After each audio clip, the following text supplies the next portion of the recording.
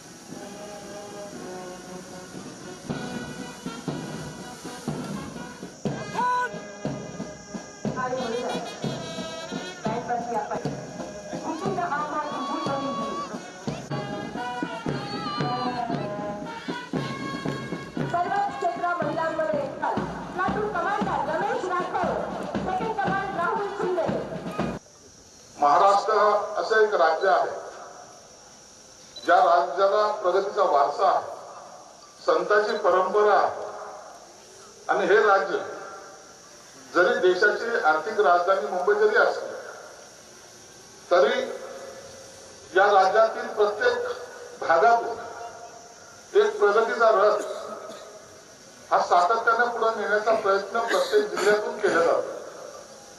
अनेक योजना आपण या महाराष्ट्र राज्यामध्ये राबवत असतो। या योजनेचा परिणाम असा की माननीय मुख्यमंत्री असतील, माननीय उपमुख्यमंत्री असतील यांनी दावोसमध्ये जाऊन अनेक करार सुद्धा केले। या कराराचा परिणाम असा झाला की माझ्या संभाजीनगर जिल्ह्याला सर्वांनी पसंती दिली आणि आज औद्योगिक क्षेत्र जे मुंबई, पुणे, ठाणे, नाशिक असेल, नागपूर असेल यानंतर आता अग्रक्रमामध्ये सुद्धा सर्वात वरचं स्थान आता संभाजीनगर या जिल्ह्याला प्राप्त झालेला आहे।